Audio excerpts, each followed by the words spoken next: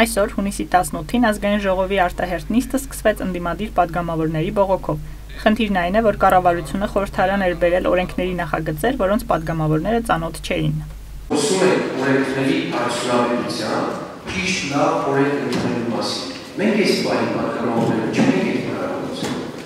Մեզնից ոչ մեկ եւ չենք կարգացել այդ օրենքները, որովհետեւ ֆիզիկապես չէին կարող կարգալ։ Այն որ ինքնավորում եք նախին քաղաքականները եւ անգամ ընդունելով դա, այս նախագիծը կարելի է չէ ուղղակի նայի, կային մեր փորձագետներին, մեր մասնագետներին նայի։ Մենք այս ոք ասարկորեն, բացարձակ ծանոթ չենք։ Հիմա այսօր վերել են ներկայացնում եք ոչինչ չենք կարող ասել եւ կարող եք ներողություն անորակ բռան օրենք սերտել։ Հիմա մենք եկել ենք այստեղ գրանցում ենք եւ դուք գրել եք կառավարական հարցեր, որոնք անհնարին հսկայական հնչեցնում են։ Առաջուր հաստատության բոլոր շրջանը։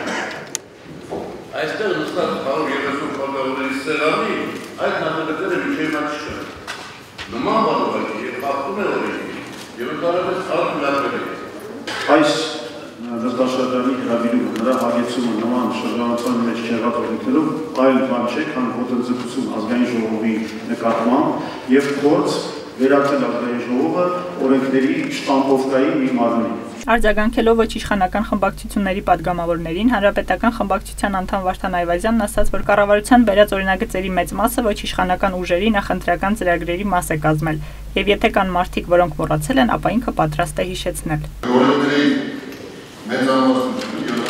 70%-ից բազմական քննարկումից ես հայտարարել եմ, որ նախնական ծրագրի բաղադրիչ մասը կազմել։ Մնացածը ընդգրկված է մեծ փոքրորակարգի։ 20 րոպե։ Եթե ձեզ որևէ մեկի իշխանության նկատմամբ կա, կարող մեկ առնեք ներկայացնել։ Այվազյանի խոսքից հետո Լևոն Զուրաբյանը օգտվելով կանոնակարգով տրված իրավունքից 20 րոպե ընդմիջում վերցրեց, որպեսզի խմբակցությունների ղեկավարներն ու ազգային ժողովի նախագահն առաջացած խնդիրը լուծելու տարբերակ մտածեն։ Ընդմիջումից վերադառնալուց հետո հանրապետական խմբակցությունը չկարողացավ քվորում ապահովել։ Երկու նախագծի ընդունում ձախողելուց հետո այս անգամ արդեն իշխանական падգամավորները 20 րոպե ընդմիջում վերցրեցին։ Ազգային ժողովի այս նիստը նշանավորվեց նրանով, որ հանրապետականն առաջին անգամ չկարողացավ խորհրդարանում վավերացնել իր իսկ կառավարության ներկայացրած օրինագիծը, քվորում չունենալու պատճառով։ Այնուհետև ազգային ժողովը սկսեց քննարկել վարչական իրավախախտումների մասին Հայաստանի Հանրապետության օրենքի նախագիծն առաջին ընթերցմամբ ընդունելու հարցը։ Հիմնական զեկուցողը ոստիկանության պետի տեղակալ Արթուր Օսիկյանն էր։ Նախագծով առաջարկվում էր վարչական իրավախախտումների վերաբերյալ մի շարք փոփոխություններ իրականացնել, ինչի արդյունքում զգալի կնվազի ճանապարհատրանսպորտային երթևեկության կանոնների խախտման հետևանքով քաղաքացիների տուգանքների չափերը։ Առաջարկվում է լուսացույցի արգելող ազդանշանի կամ առանց կանգառ կատարելու երթևեկություն արգելող ճանապարհային նշանի առկայության դեպքում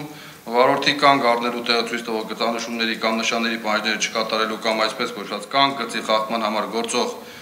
10,000 դրամի տուգանքի փոխարեն նախատեսել 5,000 դրամի չափով տուգանք, տվյալ դեպքում ներկայացում է նվազեցումները, որոնք իրավախախտումները, որոնք նվազեցվում են։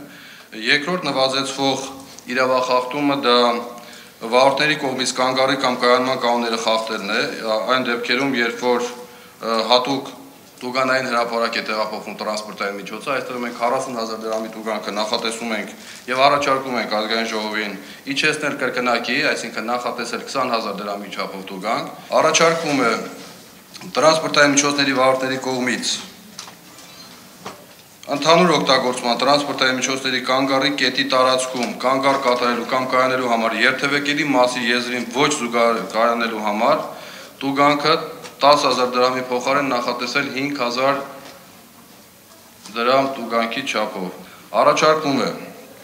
որպեսզի 1-ից 10 կմ/ժ արագությամբ գերազանցելու դեպքում 1 կմ/ժ արագության համար 1000 դրամի չափով տուգանք եւ համապատասխանաբար հարգելի պատգամավորներ, այն բոլոր խախտումները, որոնք էապես վտանգ են ներկայացնում, այսինքն վարորդները գերազանցում են էականորեն նախատեսված արագության չափը, նախատեսում ենք անհամաչափ բարձր սանկցիաներ տուգանքներ գործողի համեմատ։ Ազգային ժողովն այս արտահերթ օրակարգում նախատեսում է նաև քննարկել կուտակային կենսաթոշակների մասին կառավարության ներկայացրած նոր օրինագիծը։ Արփի Մաղսուդյան, Սարգիս Բուլղադարյան, Civilnet։